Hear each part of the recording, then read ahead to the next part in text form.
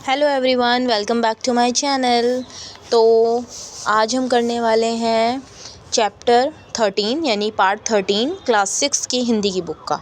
ठीक है, तो पार्ट का नाम है पेड़ की बात। तो आइए देखते हैं पेड़ की क्या बात है, पेड़ क्या कहना चाहता है या फिर इस कहानी में क्या बताया गया है। तो पेड़ की बात हम पढ़ना शुरू करते हैं। ओके, तो पहले हमारे पास एक ब्लू बॉक्स है जिसके अंदर कुछ लिखा हुआ है, तो देख लेते हैं क्या लिखा हुआ है। क्या आपने कभी कोई बीज बोया है? बीज से पेड़ बनने की कहानी बहुत रोचक है। कैसे अंकुर फूटता है, पौधा बनता है, धीरे धीरे बढ़ता है और बड़ा पेड़ बन जाता है। आइए जानते हैं पेड़ की बात। तो जैसा कि आपने भी क्योंकि आप 6 क्लास में हैं और आप अच्छे प्यारे बच्चे भी हैं, तो ऑब्वियसली आपने एक पेड़, एक पौधा तो लगाया होगा, अपने हाथों से लगाया होगा और आप उसको पानी भी देते होंगे, क्योंकि this is a very good habit अगर हम एक पेड़ लगाते हैं और उसका ख्याल रखते हैं। तो देखते हैं इस चैप्टर में क्या कहा गया है। ओके, सो बहुत दिनों तक मिट्टी के नीचे बीज पड़े रहे। इसी तरह महीना दर महीना बीतता गया। सर्दियों के बाद वसंत आया। उसके बाद वर्षा की शुरुआत में 2-1 दिन पानी बरसा। अब और छिपे रहने की आवश्यकता नहीं थी, मानो बाहर से कोई शिशु को पुकार रहा हो। और सोए मत रहो, ऊपर उठ जाओ, सूरज की रोशनी देखो। आहिस्ता आहिस्ता बीज का ढक्कन दरक गया।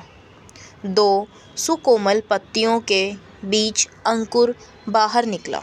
देखिए किसके बारे में बात की गई है।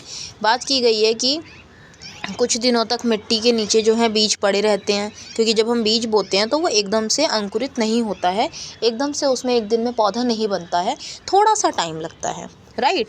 तो इस तरह कुछ महीने बीते तो सर्दियों के बाद वसंत आ गया, गर्मी का मौसम आ गया, थोड़ी थोड़ी बारिश भी होने लगी, पानी बरसा।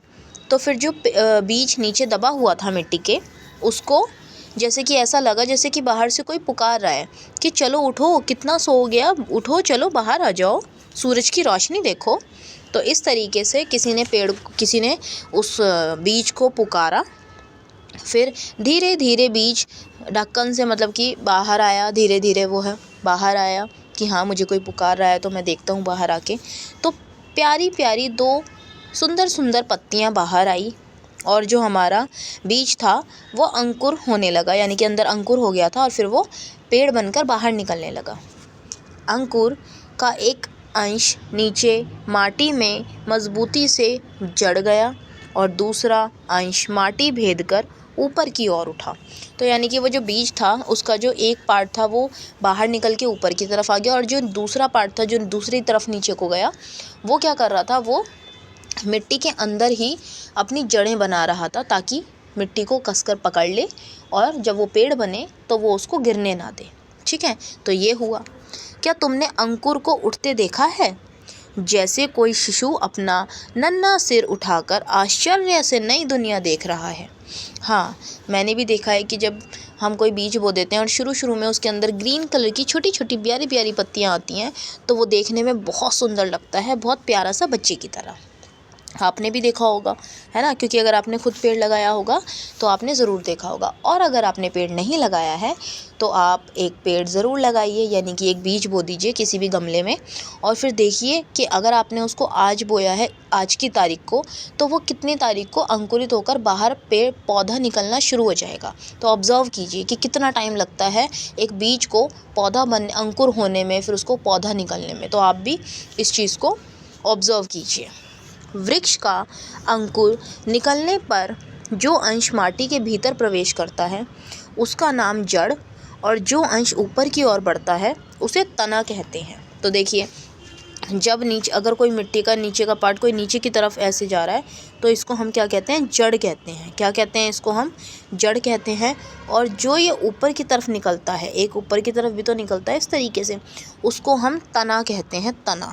ठीक है, सभी पेड़ पौधों में जड़ व तना 2 भाग मिलेंगे, यानी कि हर जो कोई पेड़ होता है उसमें दोनों चीज़ें होती हैं, नीचे की तरफ जड़ चली जाती है और ऊपर की तरफ तना आ जाता है। यह एक आश्चर्य की बात है कि पेड़ पौधों की को जिस तरह ही रखो जिस तरह ही रखो, जड़ नीचे की ओर जाएगी व तना ऊपर की ओर उठेगा। यानी कि पेड़ को तुम कैसे भी रख दो, गमले को सीधा रखो, उल्टा रख दो, लेकिन क्या होगा, जड़ हमेशा नीचे की तरफ ही जाएगी और जो पेड़ होता है वो ऊपर की तरफ आएगा। एक गमले में पौधा था। परीक्षण करने के लिए कुछ दिन गमले को औंधा लटकाए रखा। यानी कि क्या हुआ कि एक एक्सपेरिमेंट करने की कोशिश की गई है। यहाँ पर एक गमला है, उसमें एक पौधा था, तो क्या किया गया, उसका परीक्षण, कुछ टेस्ट किया गया उसका, कि कुछ दिन गमले को जो है ना उसको उल्टा रख दिया गया। औंधा यानी कि उल्टा।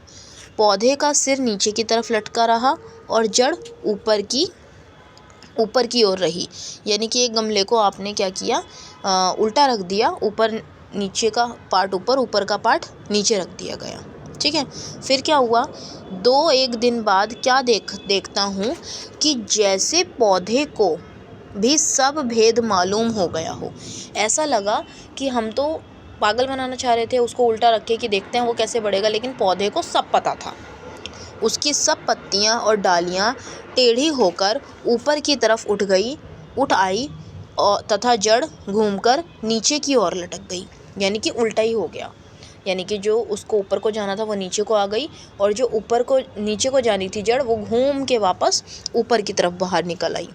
तुमने कई बार सर्दियों में मूली काट कर बोई होगी। आप लोगों ने मूली काट कर बो दी होगी सर्दियों के टाइम पे, अगर आपके पास भी खेत वगैरह है तो, या फिर आप भी कहीं गाँव वगैरह जाते हैं तो देखा होगा। पहले पत्ते व फूल नीचे की ओर रहे, कुछ दिन बाद देखोगे कि पत्ते और फूल ऊपर की ओर उठाए हैं। ठीक है। यानी कि नीचे जो फूल होते हैं, जो मूली के अंदर फूल लगे होते हैं, पत्ते लगे होते हैं, वो ऊपर की साइड उठाते हैं और जो मूली होती है वो नीचे ज़मीन में रहती है। हम जिस तरह भोजन करते हैं, पेड़ पौधे भी उसी तरह भोजन करते हैं, कि पेड़ पौधे भी क्या करते हैं, भोजन करते हैं अपना। हमारे दांत हैं, कठोर चीज़ खा सकते हैं। नन्हे बच्चों के दांत नहीं होते, वे केवल दूध पी सकते हैं। पेड़ पौधे के भी दांत नहीं होते, इसलिए वे केवल तरल द्रव्य और वायु से भोजन ग्रहण करते हैं। ठीक है। हम तो कुछ भी चीज़ चबा कर खाकर बहुत इजीली हम लोग कर सकते हैं, लेकिन जो पौधे होते हैं वो बच्चों की तरह होते हैं, उनके दांत नहीं होते, तो वो हमेशा कैसी चीज़ें खाते पीते हैं, जैसे कि पानी पीते हैं, जो हम पानी देते हैं उनको, और वायु से अपना भोजन बना लेते हैं। किससे? सूरज की किरणों से अपना भोजन बना लेते हैं। पेड़ पौधे जड़ के द्वारा माटी से रसपान करते हैं। ठीक है। मिट्टी से ही जो हम पानी है मिट्टी में डालते हैं, फिर वो उसको एब्जॉर्व करके अपने पानी पी लेते हैं। चीनी में पानी डालने पर चीनी गल जाती है। माटी में पानी डालने पर उसके भीतर बहुत से द्रव्य गल जाते हैं। पेड़ पौधे वे ही तमाम द्रव्य सोखते हैं। जड़ों को पानी ना मिलने पर पेड़ का भोजन बंद हो जाता है, पेड़ मर जाता है। यानी कि हम बच्चे होते हैं हमारे, वो क्या करते हैं, वो उनके दांत नहीं होते, तो वो बहुत ही ज़्यादा ऐसी चीज़ खाते पीते हैं जैसे दूध, पानी, हल्की हल्की चीज़ें जो उनको ज़्यादा चबानी ना पड़े। इसी तरह पेड़ भी होते हैं, उनको भी क्या चाहिए, पानी चाहिए। जब हम मिट्टी में पानी डालेंगे तो वो उसके जो द्रव्य हैं वो गल जाते हैं। जब हम मिट्टी में चीनी डालते हैं तो चीनी क्या होती है, पूरी डिज़ोल्व हो जाती है पानी के अंदर। उसी तरीके से पेड़ पौधों के अंदर भी जो अंदर उसकी चीज़ें होती हैं वो चीज़ें गल जाती हैं और पेड़ उससे अपना खाना पूर्ति कर लेता है। ठीक है। तो यही बताया गया है यहाँ पर। और हाँ, अगर हम पेड़ों में पानी ना डालें तो वो सूख जाएंगे और पेड़ मर जाएंगे, क्योंकि उनको भी पानी की ज़रूरत होती है और खाने की ज़रूरत होती है। सूक्ष्मदर्शी से अत्यंत सूक्ष्म पदार्थ स्पष्ट रूप से देखे जा सकते हैं। पेड़ की डाल अथवा जड़ का इस यंत्र द्वारा परीक्षण करके देखा जा सकता है कि पेड़ में हज़ारों हजार नल हैं। यानी कि क्या है, हम क्या कर सकते हैं, पेड़ के अंदर बहुत सारे क्या होते हैं, यंत्र होते हैं। हमने ये परीक्षण करके देख लिया है।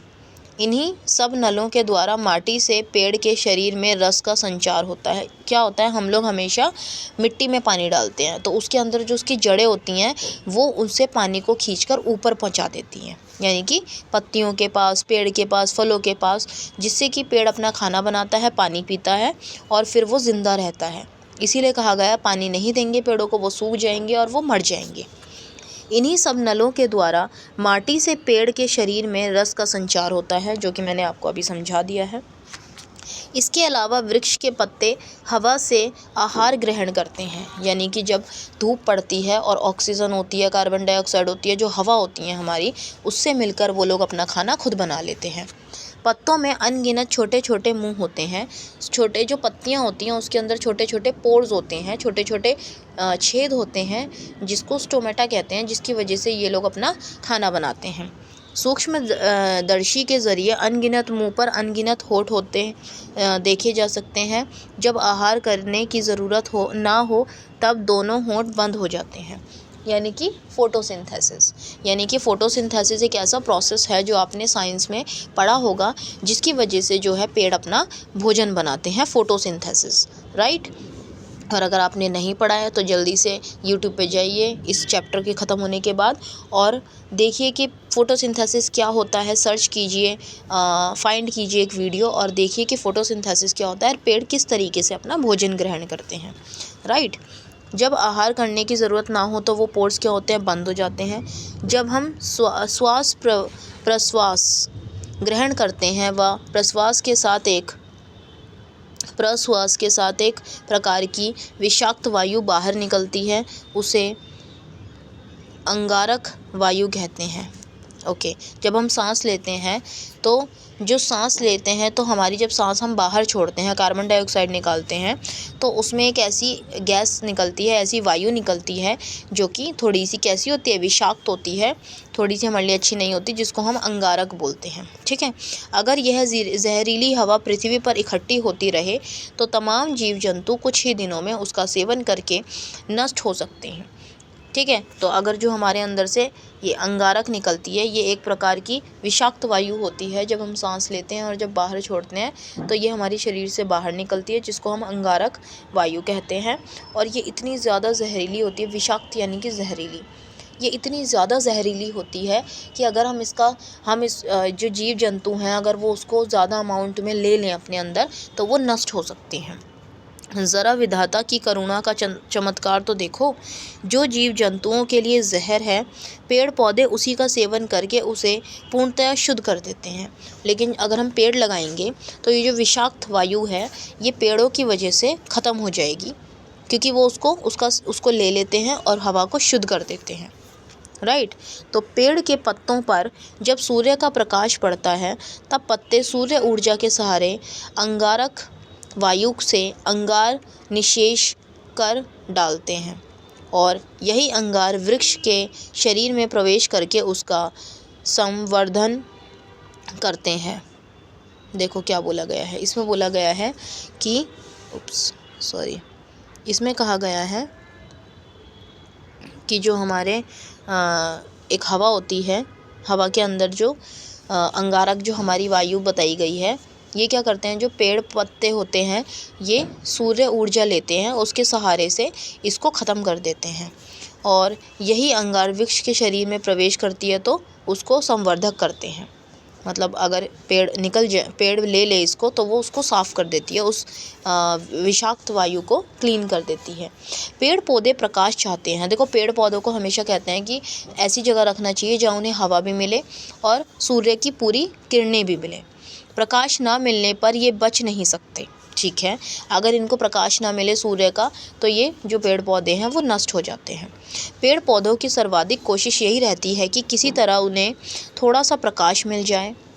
वो यही चाहते हैं कि हमें थोड़ी सी जो है सूर्य की किरणें मिल जाएं, क्योंकि उसी से वो खाना बनाते हैं। सूर्य की किरणों से ही जो है पेड़ पौधे खाना बनाते हैं। यदि खिड़की के पास गमले में पौधा रखो तब देखोगे कि सारी पत्तियां व डालियां अंधकार से बचकर प्रकाश की ओर बढ़ रही हैं।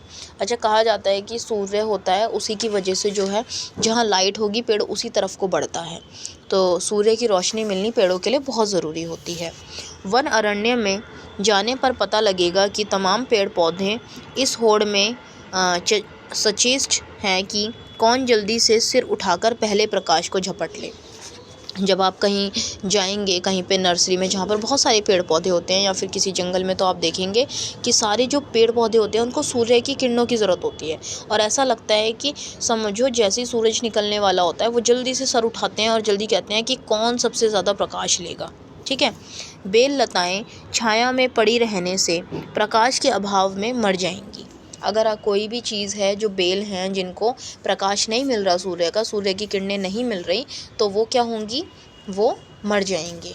इसलिए वे पेड़ों से लिपटती हुई निरंतर ऊपर की ओर अग्रसर होती रहती हैं। तो जो बेल होती है वो ऊपर को बढ़ती है, यानी कि वो सूर्य की रोशनी की तरफ खिंचती खिंचती ऊपर की तरफ बढ़ती है हमेशा। राइट, आगे चलते हैं। ओके, तो अब समझ गए होंगे कि प्रकाश ही जीवन का मूल मंत्र है। सूर्य किरण का स्पर्श पाकर ही पेड़ पल्लवित होता है, यानी कि हमेशा जो पेड़ है वो फोटोसिंथेसिस के थ्रू ही जो है अपना खाना बनाता है। और पेड़ों को हमेशा किसकी ज़रूरत होती है, हमेशा उनको सूर्य की किरणों की ज़रूरत होती है, तभी वो खुश रहते हैं और वो बढ़ते हैं। पेड़ पौधों के रेशे रेशे में सूरज की किरणें आबद्ध हैं, यानी कि जो पेड़ पौधे होते हैं उनके जो शरीर है पेड़ पौधों में सूर्य की किरणें ही होती हैं, जिसकी वजह से वो बढ़ रहा है। ईंधन को जलाने पर जो प्रकाश व ताप बाहर प्रकट होता है वह सूर्य की ऊर्जा है। ठीक है। पेड़ पौधे व समस्त हरियाली प्रकाश हथियाने के जाल हैं, यानी कि जो पेड़ पौधे होते हैं वो उनको क्या चाहिए, कुछ नहीं चाहिए, उनको सिर्फ सूर्य का प्रकाश चाहिए। पशु डांगर पेड़ पौधे या हरियाली खाकर अपने जो पशु डांगर होते हैं वो पेड़ पौधे या फिर हरियाली खाकर अपने प्राणों का निर्वाह करते हैं। तो आप लोगों ने देखा होगा जो पशु होते हैं वो घास वगैरह खाते हैं, पेड़ पौधे खाते हैं, इसी से वो अपना जीवन निर्वाह कर रहे होते हैं। पेड़ पौधों में सूर्य का प्रकाश समाहित है, वह इसी तरह जंतुओं के शरीर में प्रवेश करता है। अनाज व सब्ज़ी ना खाने पर भी हम बच नहीं सकते। अब आपने देखा पेड़ पौधे अपना खाना किससे बनाते हैं, सूर्य से बनाते हैं। और हमें क्या चाहिए होता है, पेड़ पौधों में जो फल सब्जियां लगी होती हैं तो हमें वो चाहिए होती हैं। यानी कि एक तरीके से हम लोग भी बिना सूर्य के नहीं रह सकते, क्योंकि हमें खाना चाहिए, और खाना किससे बनता है, सूर्य की किरणों से। सोचकर देखा जाए तो हम भी प्रकाश की खुराक पाने पर ही जीवित हैं। हम भी किसी न किसी तरह सूर्य की किरणों की वजह से ही हम लोग ज़िंदा हैं। यानी कि पेड़ हमारे लिए कितने ज़्यादा महत्वपूर्ण हैं, उनके बिना कुछ नहीं हो सकता, क्योंकि उन्हीं की वजह से हमें ऑक्सीजन भी मिलती है।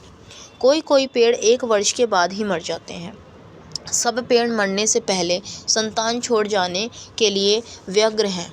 बीज ही उनकी संतान है। तो जो पेड़ होते हैं वो जब बड़े हो जाते हैं तो वो कोशिश करते हैं, अगर वो 1 साल में, वर्ष में मर भी रहा है पेड़, तो वो चाहता है कि वो और जब एक और नया पेड़ लग जाए तब हम मरें, ताकि जो लोग हैं, जो पशु हैं, जो जानवर हैं, जो पक्षी हैं, उनको कोई भी किसी तरह की प्रॉब्लम ना आए। तो जो पेड़ होते हैं उनका जो बीज होता है वही उनकी संतान होती है।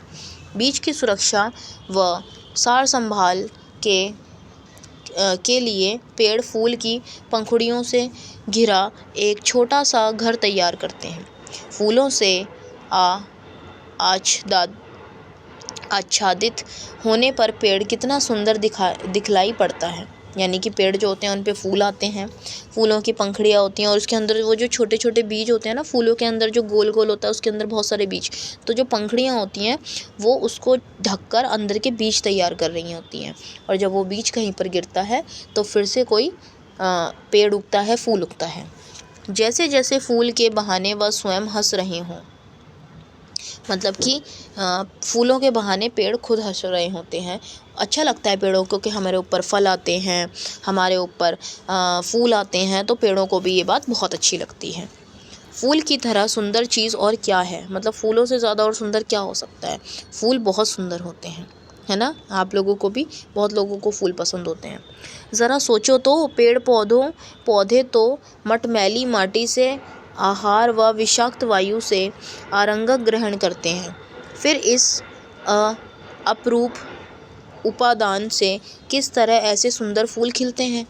तो आप लोगों ने कभी सोचा कि जो पेड़ होते हैं वो क्या करते हैं, वो तो जो गंदी वायु होती है, विषाक्त वायु होती है, उसको अपने अंदर ले लेते हैं और उसको एकदम साफ़ कर देते हैं हवा को। इतनी जहरीली हवा लेने के बाद भी वो इतने सुंदर सुंदर फल बना देते हैं, इतने सुंदर सुंदर फूल बना देते हैं, है ना। तो पेड़ कितने इम्पोर्टेंट हैं हमारे लिए। तुमने कथा तो सुनी होगी स्पर्श मणि की, अर्थात पारस पत्थर की, जिसके स्पर्श से लोहा सोना हो जाता है। मेरे विचार से माँ की ममता ही वह मणि है।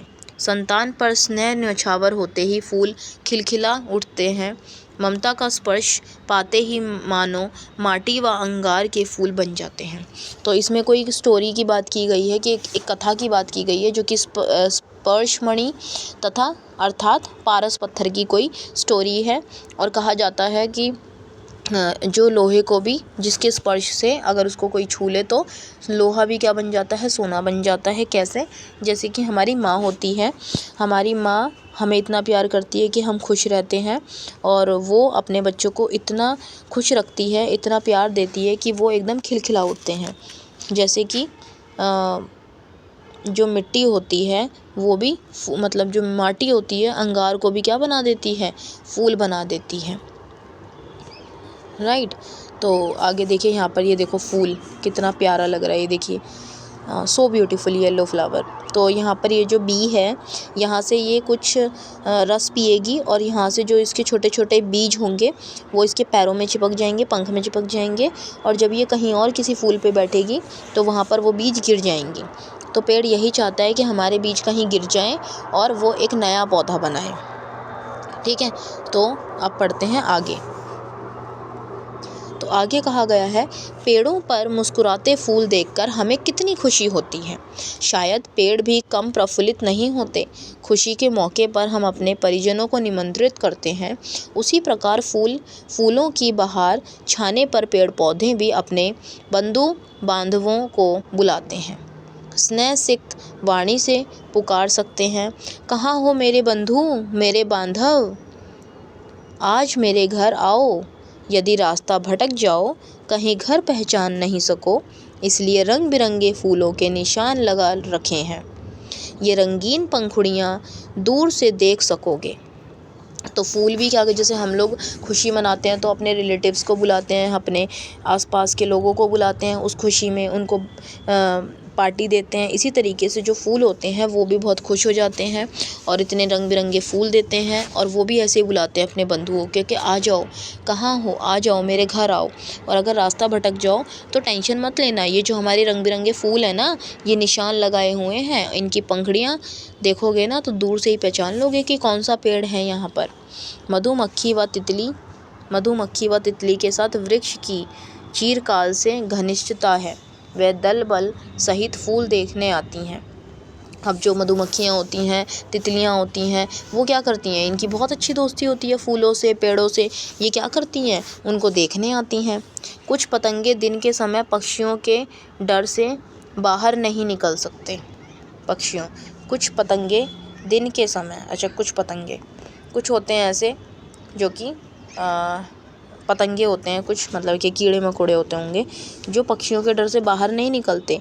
पक्षी उन्हें देखते ही खा जाते हैं, इसलिए रात का अंधेरा घिरने तक वे छिपे रहते हैं। शाम होते ही उन्हें बुलाने की खातिर फूल चारों तरफ सुगंध फैला देते हैं। हाँ देखिए, तो जो छोटे छोटे कीड़े होते हैं वो बाहर नहीं निकलते दिन में, कहीं उनको पक्षी ना खा जाएं।